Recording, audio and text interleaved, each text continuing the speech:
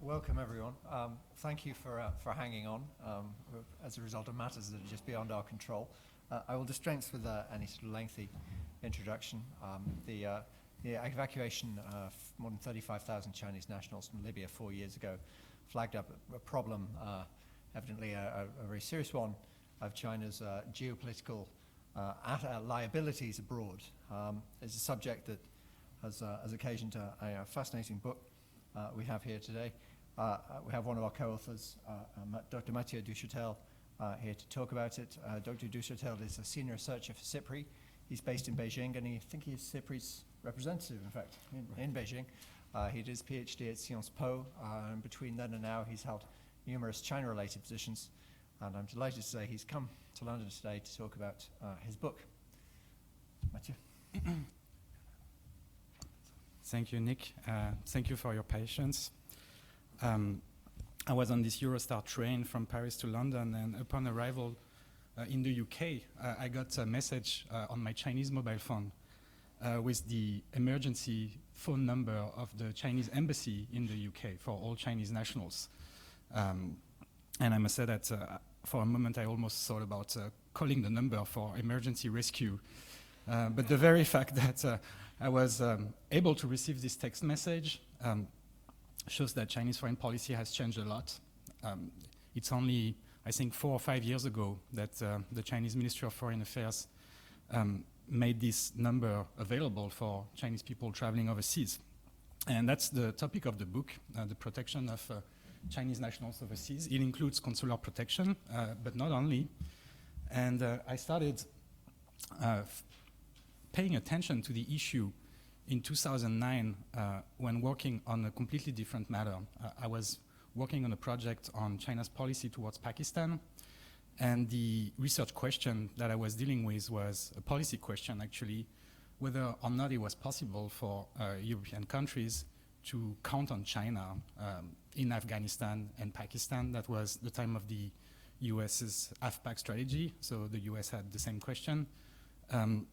And when doing field research in Beijing and in Sichuan, I was expecting, a lot of findings regarding the risks on Xinjiang. In fact, the risk of instability by Xinjiang Uyghur militants based in Pakistan and Afghanistan that could come back to China and carry out attacks. So that was one of the ideas that I had. But looking at the content of the interviews, I realized that the security of the Chinese nationals inside Afghanistan and Pakistan was also a major concern. And in reality, in 2009, there had already been 10 attacks, deadly attacks against Chinese nationals in Pakistan. Pakistan, that is one of the countries with which China has the best political and relationship and the best military-to-military ties. And then there was Libya in 2011, a number of other milestones that we are addressing in the book through case studies. We are looking at AFPAC, Libya, Sudan and South Sudan, and finally the Mekong River, where China has also really changed its approach to protect its nationals. So what we've been tracking in the book is the emergence of what we call a responsibility to protect with Chinese characteristics that is limited to the Chinese nationals overseas. And coming back to Pakistan, just a few months ago, two Pakistani ministers announced that the Pakistani military was establishing a special unit to protect Chinese workers and engineers working on the project that will be the economic corridor between Gwadar and Xinjiang. And that was an interesting announcement when you fast forward from 2004 to 2015, 11 years afterwards, that the relationship has evolved in that direction. And in fact, Pakistan is a key country in understanding the challenge and the evolution of China's policy.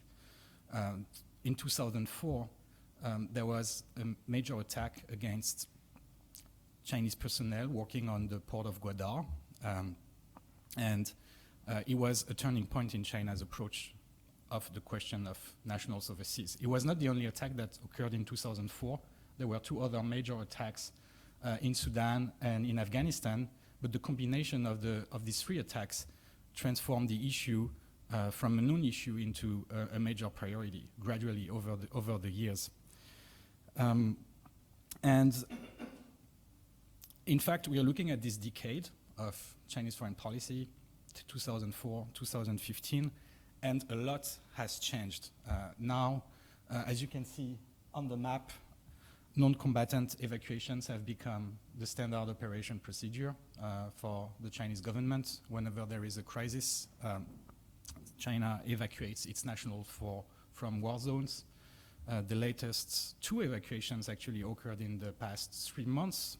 One from Yemen, with for the first time the direct involvement of the PLA Navy in actually carrying out the evacuation, and another one from Nepal. But that's not the only area of change. Evacuations are one thing, but China has also moved a lot on consular protection, and other government agencies are working at other areas of the protection of nationals overseas, and one of them is the regulatory environment. MOFCOM, the Ministry of Commerce, is also including risk assessment standards into the investment approval procedures. That's part of the thing we're looking at in the book. You also see the emergence of the private security sector, which is partly Western but partly Chinese. You see the emergence of consultancy firms. You see major state-owned enterprises changing their modus operandi. And in the end, it's not only about technical changes within government agencies, it's also about foreign policy and how China addresses crisis overseas and tries to find long-term solutions in support of peace and stability. And so I've spoken of responsibility to protect with Chinese characteristics. The title of the book is in fact a quotation of British Foreign Secretary Lord Palmerston in 1850, and when he ordered a British naval flotilla to rescue one British citizen, he said, a British subject, in whatever land he may be, shall feel confidence that the watchful eye and the strong arm of England will protect him from injustice and wrong. So we picked this quotation 150 years after to describe what China is doing in support of the safety of its nationals overseas. So you might ask what is really special and interesting about China, because all major powers evacuate their nationals from crisis zones. I think that there are 4 points that deserve attention. One of them is the scale of the challenge. China evacuated 36,000 nationals from Libya. That is, in fact, unprecedented in the history of foreign policies of major powers. And in some countries that are not particularly stable, China has 100,000, 200,000 nationals. So in case of a major crisis, China would face a huge challenge logistically in all dimensions. And in the year 2011 only, China evacuated 45,000 nationals, which is more in 1 year than in the whole history of the PRC. Then another peculiarity of the challenge faced by China is the lack of reliable information regarding the number of nationals that are in specific countries. And I think that the text message I received today upon my arrival in the UK is one of the measures that the Ministry of Foreign Affairs has taken to be able to locate the nationals. During the evacuation from Libya, only 6,000 people were registered with the Chinese embassy, but 36,000 were evacuated. That's the range of the gap between the official numbers and the reality on the ground.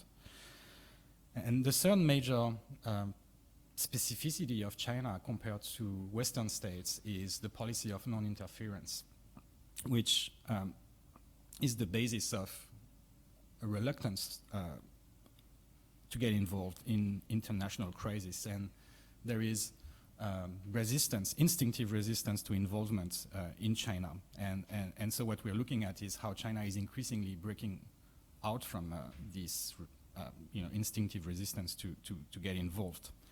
And the fourth area I think is also interesting is the geopolitical competition for primacy with the US, which really shapes China's foreign policy towards basically all countries in the world. And also the uneasy cooperation with the West, so including the US, in addressing international security matters. So what does this mean? It means that in case of crisis occurring in a country where China has not 36,000 nationals, but more than 100,000, it will have to innovate. And there will need to be some degree of involvement by the PLA. And the second thing that it means is that it's an interesting entry point for states that wish to cooperate with China on international security, because there is an interest there to contribute to peace and stability. But it doesn't necessarily work. And in fact, non-interference and in fact, evacuations are also a tool of non-interference, if you wish, because when you evacuate, you in fact remove your involvement. But still, that's an interesting entry point for working with China on international security issues. How long do you want me to talk? 10 minutes? 10 more minutes? 5 or 10 minutes, okay. So,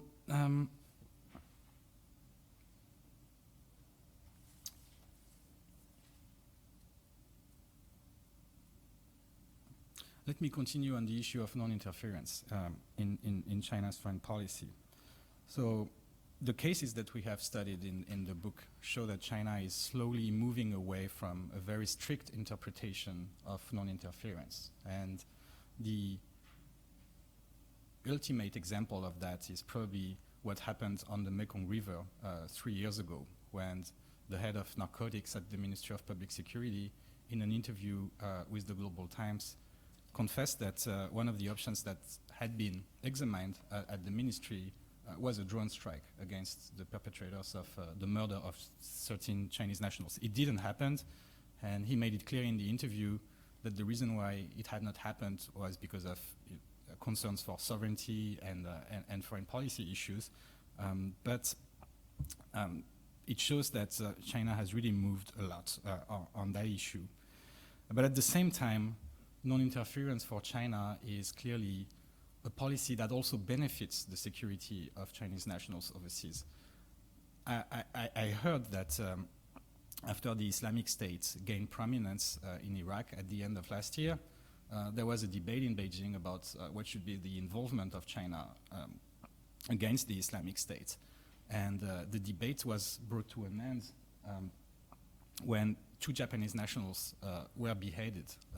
Japan has a completely different policy on Iraq, and of course it has an alliance relationship with the US. But I think that the thinking in Beijing was that it was not necessary to take additional risks. And in fact, in my work on Pakistan, I have always noticed that one of the main considerations of China was to avoid doing things that might attract the attention of militants who, in fact, in the end could take Chinese nationals as targets. So that shows that non-interference, in fact, can benefit the security of Chinese nationals abroad. So it's not only going in the other direction. But there is a pattern of incremental change, and the question is whether we have reached a tipping point regarding non-interference. So far today, the PLA has only been involved in 2 evacuations. One was in support of a civilian evacuation from Libya. There were actions taken by the PLA Air Force and the PLA Navy, but in the end, it was mostly a civilian evacuation carried out by charter flights and ferry boats and buses to neighboring countries. In Yemen, there was an evacuation carried out almost solely by the PLA Navy. But you might note that these two evacuations took place in countries which in fact were safe for conducting the evacuation. There were no major security risks. So the question for the future is, what if China needs to evacuate nationals from an area that is unsafe and needs a security perimeter to be established? So it might lead to action taken by the PLA itself, or it might lead to action taken by the Chinese military together with other militaries. Let me just make a few points to conclude this introduction to the discussion. What are the implications of these changes for China's role as an international security actor? Well, one important point, I think, is that China is becoming a little bit more like the West in the sense that it has integrated a human security norm into its foreign policy. So it's looking at individuals, and individuals are part of the national interest. And there are two ways to look at it. If you are optimistic, you can argue that this is really an opportunity for working with China on international security issues, because China has now an interest to help stabilize countries in states of crisis. And also there is an operational need to cooperate. One good example is Kyrgyzstan in 2010. China and Europe both conducted an evacuation of about 1,000 nationals. In the case of Europe, the German embassy was in charge of the evacuation on behalf of other European states. And what happened is that the two countries, so China and Germany, requested an escort from the Kyrgyz military, and the Kyrgyz military lacked sufficient resources to escort both at the same time. So that's typically the kind of problems that occurs during real-time evacuation, that you need some degree of coordination. You need to have communication channels established between embassies. So my point here is that there is an operational need to work together in times of evacuations. And from a European perspective, China is, this issue of protecting nationals overseas is the only one that China has ever raised proactively with European counterparts. And I believe that the UK is already doing quite a lot in that area today, based on the only country. And that came from China. But at the same time, you could also argue, as some do, that the issue of protecting interests overseas or overseas interests is one that is leading China in the direction of more nationalism and the possibility that the Chinese military will intervene overseas unilaterally, and that's the final kind of the end game of China now and of that issue. I think that the reality is probably between the two. I'm a little bit more optimistic than pessimistic, but the bottom line is that what is happening at the moment is that the role of the PLA as an international security actor is changing because of this challenge. And there are, as I said, a number of scenarios that will require support or direct intervention of the PLA in support of the safety of these Chinese nationals. So I will stop here. I have prepared much more than that, but you've been waiting quite long. I think we should have a discussion instead of having me talking for too long. Right? Mathieu, thank you very much. We have some time for questions. If you please raise your hand and wait for the microphone to come. You first, please, sir. Desmond Davis, the Ghana News Agency. You actually mentioned that 36,000 Chinese were evacuated from China, but only from Libya, but only 6,000 were registered. This is the problem actually in Africa, the issue of illegal Chinese immigration. So did you look at it in your book? Because in Ghana, they're involved in illegal mining, and these sort of things are creating social tension between Chinese and Africans. Yeah, the issue of illegal workers is an interesting one from the perspective of the book. We are addressing it. in the context of Libya, actually, because this was a major policy question in Europe-China relations. And the point was that among the Chinese nationals in Libya, some of them were illegal. I don't have the numbers; they were never released publicly, but some of them were. So their passports had expired, or they had known, and so they had to be hosted by European states when they transferred in Cyprus, in Italy, and in Greece to China, and that created some logistical problems. So that's one part of the equation. The other part of the problem is that it makes it even more difficult to count the number of Chinese nationals overseas, and the Chinese government has in fact moved on that. When you look at particularly the question of Chinese nationals in Africa, there is one very important actor.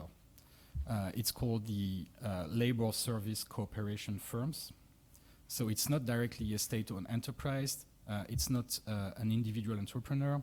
It's just an intermediary between SOEs and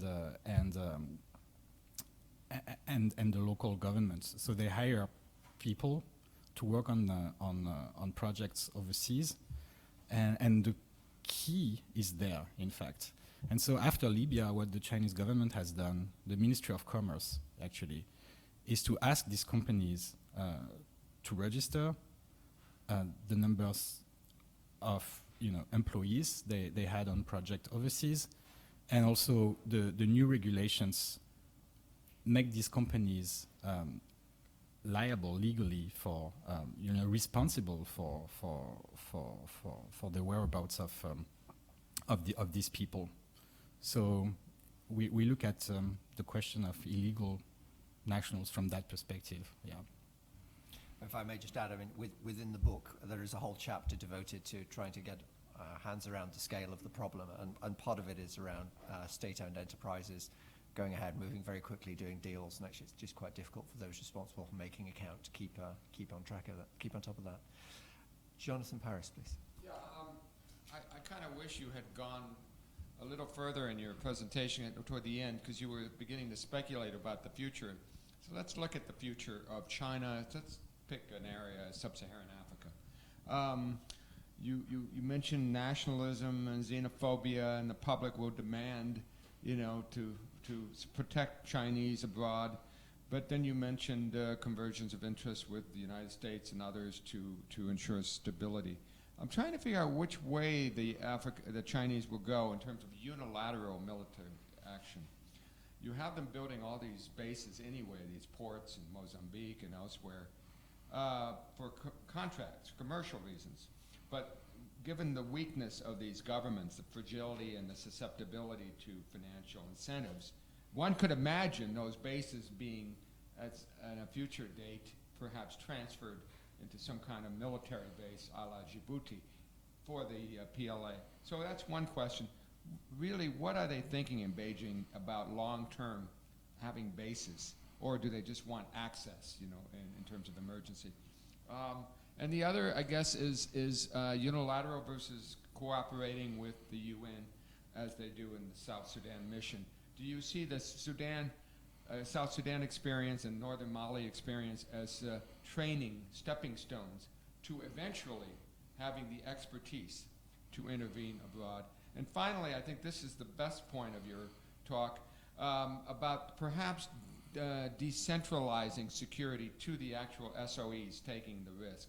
Could we see more of sort of Chinese special forces, that is, Chinese companies hire Chinese special forces to protect Chinese workers in particular areas, rather than make the MOF, the Ministry of Foreign Affairs, worry about it? And finally, I know you're getting impatient, it does seem to me that the PLA itself, I learned this in Paris, of all places, has its own corporate businesses in places like Angola, witness Sampa. So one could imagine the PLA itself having its own investments in Africa and protecting its own investments through a local military security force.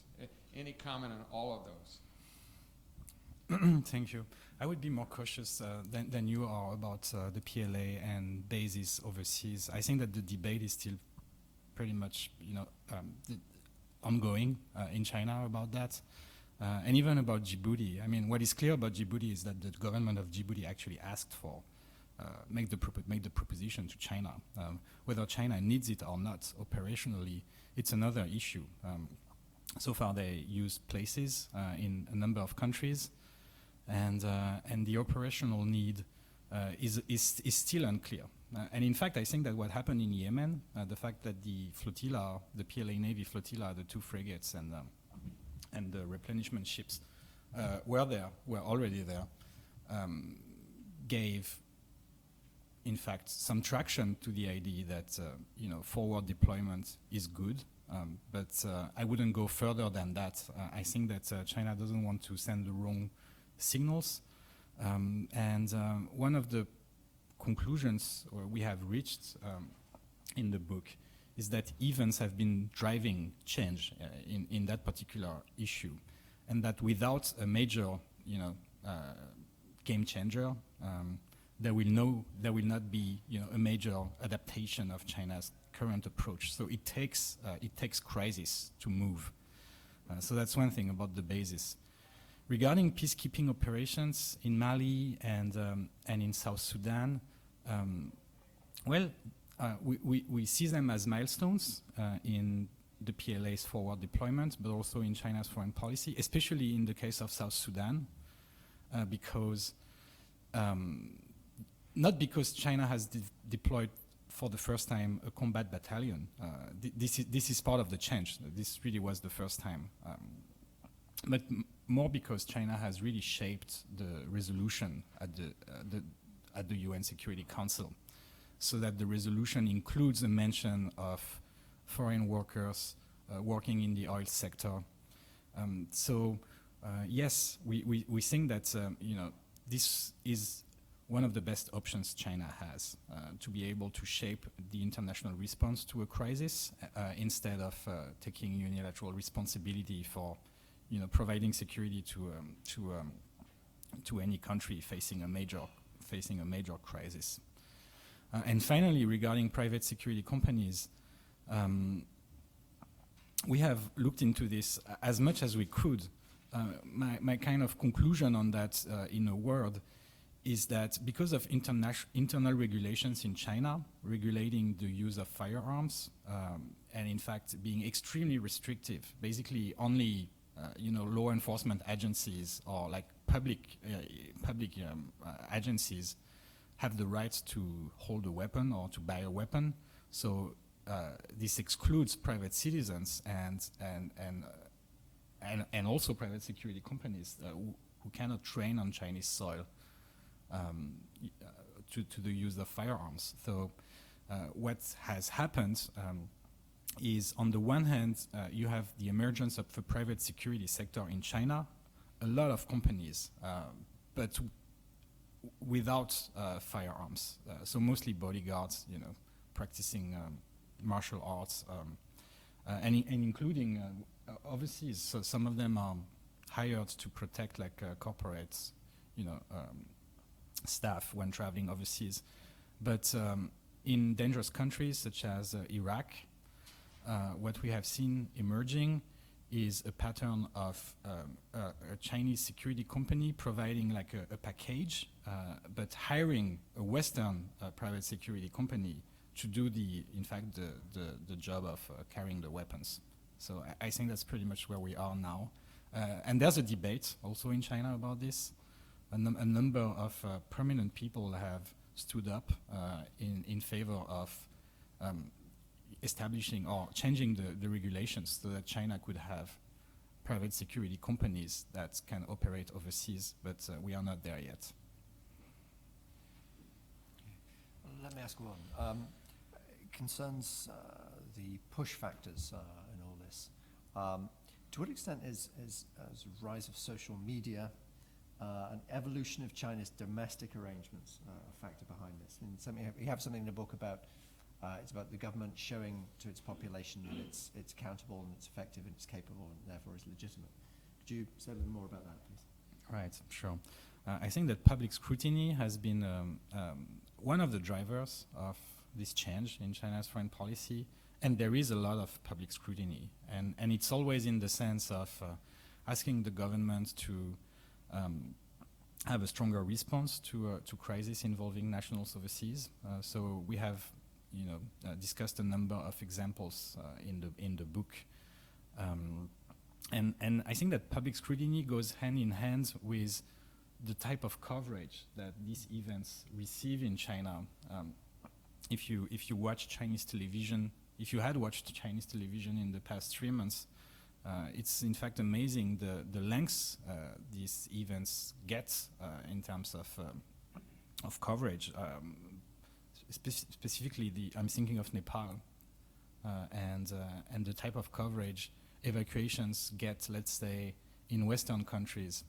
So one of the points we are making in the book is that this particular issue, protecting nationals overseas, is in fact reshaping the relationship between state and society over foreign policy. That's really one issue that is always scrutinized by people in China who are interested in foreign policy and who expect their government to do more.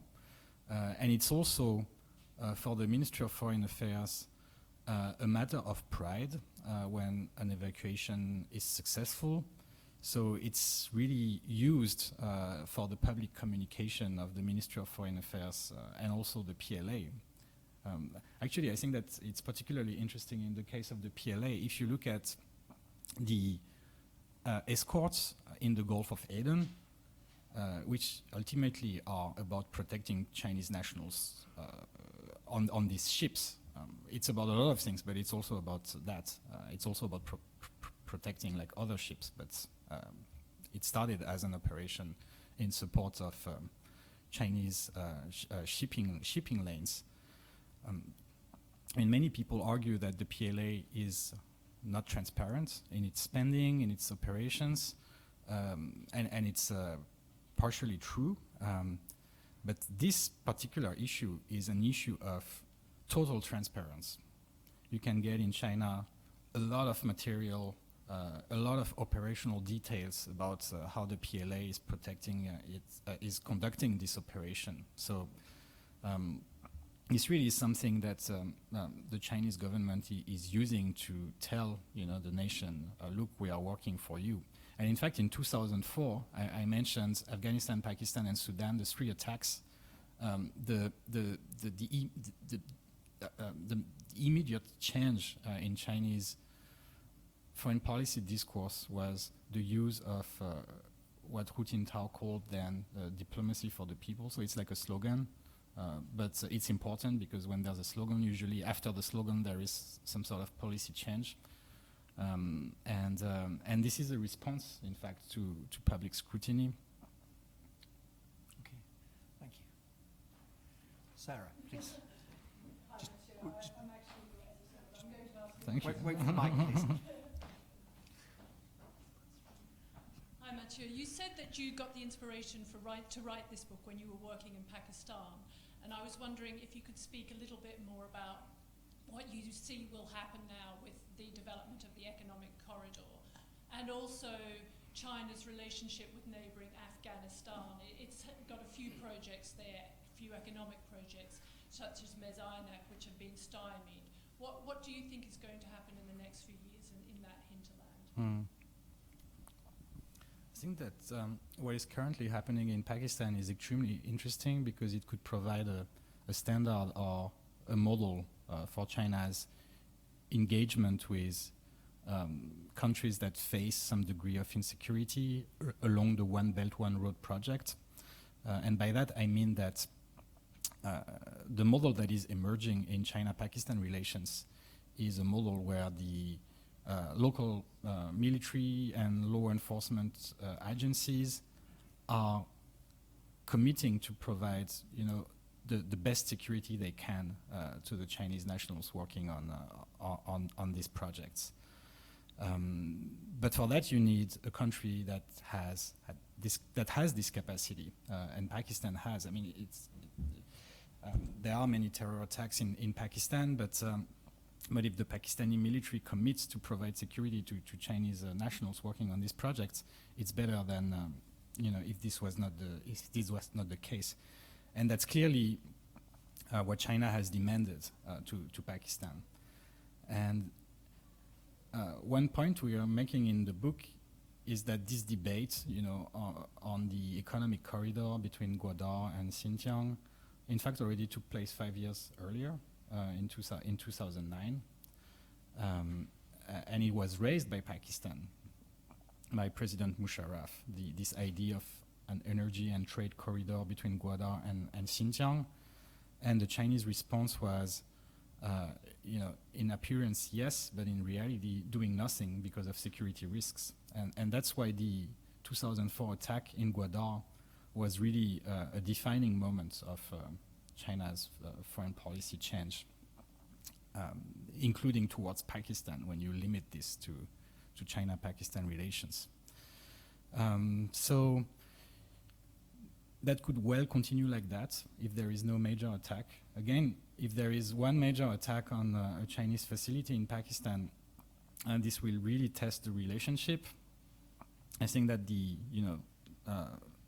last resort for China would be evacuation, but then this would really take a major event. Now China seems to be really committed to work with Pakistan on this economy and trade corridor. In the case of Afghanistan, the picture is a little bit different. China has been involved in 2 major projects. CNPC has an investment in the Amur Darya region in the oil industry, and another major Chinese company has invested in a copper mine in the Mes Aynak region. But there, in the case of Afghanistan, what we have seen in the past 5 years is, one, that companies have tended to avoid further involvement. So they have signed the contracts, but they have not really proceeded with the actual plan. They have remained, in fact, in China, physically in China, and the number of Chinese nationals has in fact decreased over the past 5 years in Afghanistan. So that's one thing. But at the same time, but it's only partly linked to the issue of Chinese nationals in Afghanistan. What we see now is that China is taking, more responsibilities in trying to contribute to reconciliation between some Taliban factions and the Afghan government. It has hosted meetings at least twice on Chinese soil. So there's also a political answer to the challenge. But that's about, of course, the Chinese nationals who remain in Afghanistan, but also those who are, in neighboring countries and who could be targeted in case of major deterioration of the regional security environment because of Afghanistan. Okay. Jonathan, please. Just wait for the mic. Two quick ones. I like that. Can you explain to me where the Chinese are in terms of how they regard their overseas Chinese? Are they immigrants or are they overseas Chinese? Does that overseas Chinese suggest a more prized category that entails more obligations on the part of Beijing to protect them? And do they really want to have to protect 1 or 2 million migrants in Africa who might be doing all sorts of mischief? And as Desmond says, creating a black blot on their reputation in Ghana that's contrary to China's economic interests. So that's question one. Question two, Nick, you have that beautiful map up, and I like your analysis because you're not driven by, okay, they have special interests in South China because it's near China, and the Indian Ocean because it's next to it. But I would like to suggest that in 10, 15 years, the scramble for resources in Africa is going to be in the Gulf of Guinea, which is far, far away from China. So my question to you is the logic of your book, they will be event-driven and protect those interests, even if they're all the way in, almost in Brazil, or in Brazil, perhaps? knives, or are they going to really, look at the map and say, well, we can go to the Indian Ocean, but no further? Right. Let me. Right. So the first question is in maybe one sentence. Let him speak. Right. Do they really want to protect them? And well, first thing, there's an important distinction between the holders of a PRC passport and overseas Chinese. And actually, that's one thing we mentioned in the book, looking at Russia and Russia's current policies towards Eastern Europe and its neighborhood in general, pays a lot of attention to overseas Russians, right? That's especially in Ukraine. If China was to adopt a similar doctrine, the Southeast Asian countries would be, in a total state of disarray. But we are not speaking of that now. But actually, one of the major events that occurred in the past 50 years against Chinese nationals was the anti-Chinese riots in Indonesia in 1965. But these were against overseas Chinese, not Chinese nationals. If something like that happened somewhere in Southeast Asia, that also would be a major challenge. I think that would test the current policy, which is to protect PRC nationals and not overseas Chinese, because there is an ambiguity. But basically, that's a worst case scenario. But if you start thinking of scenarios, you can think of all sorts of scenarios. That's one. Is China willing to protect everyone, including nationals who are involved in illegal activities?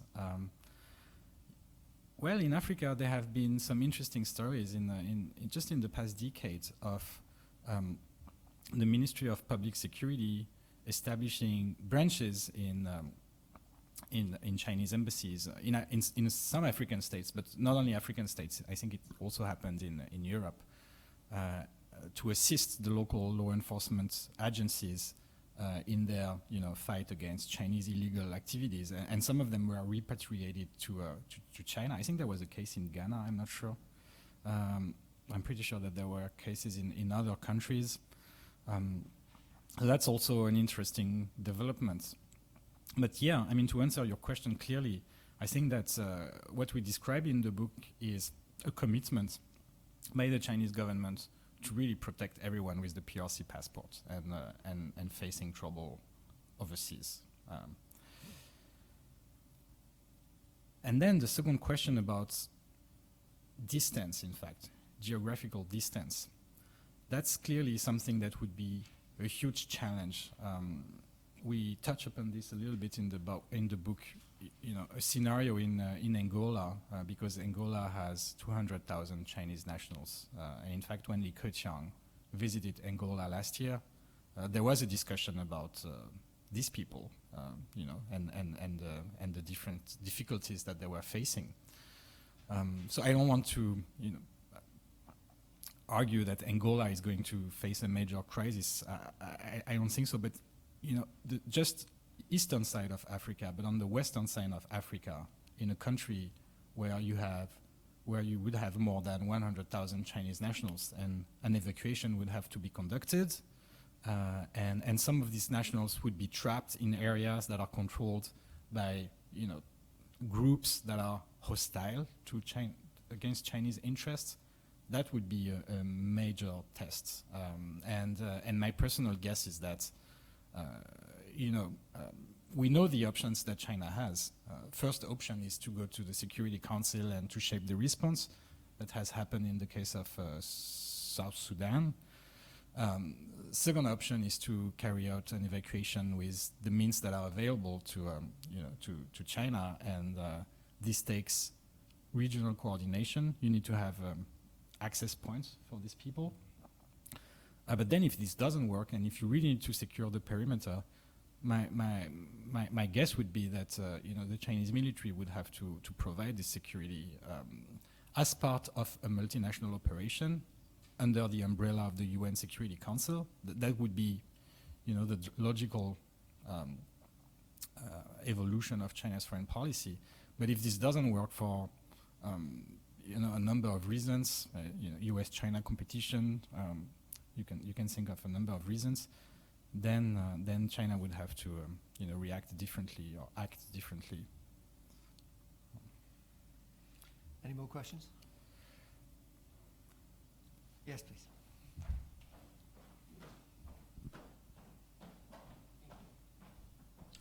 IISS member Vipul Thakur.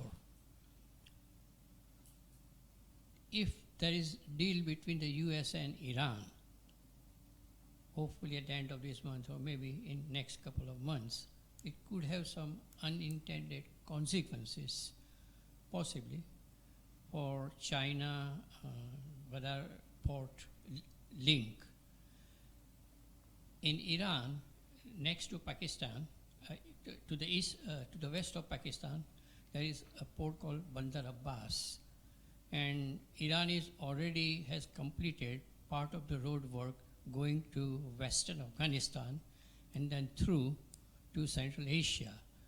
Now, although there are sanctions against Iran right now, if you go to Tehran, on any date now, you will probably find 50 to 100 Western countries, big corporations, trying to have pro forma deals, if you like, until the sanctions are lifted. And what Iran intends to do is to have that link completed so that either the West or Central Asian countries could have link bypassing Pakistan. If that happens, I think that project might be adversely affected between China and Pakistan. What are your comments? Well, as I said, this project between China and Pakistan was first mentioned 6 years ago, and it was almost abandoned because of the security situation in Pakistan. And the main difference between then and now is the commitment of the Chinese central government to proceed with this corridor. Is it really important strategically for China to have access to Gwadar or even Karachi, and to have a link between Gwadar, Karachi, and Xinjiang? I'm not entirely sure. I would tend to think that the main stake for China there is development and security in Pakistan. So I wouldn't think that it is in China's interest, from that perspective, to try to bypass Pakistan. We'll have to bring this to a close. Please, in a moment, join me in thanking Mathieu, but I wanted to let you all know that ISS members already should have their copies. If you want to buy any more, it's downstairs. It's also available via our website. There's a Kindle version as well. But now please join me in thanking Mathieu.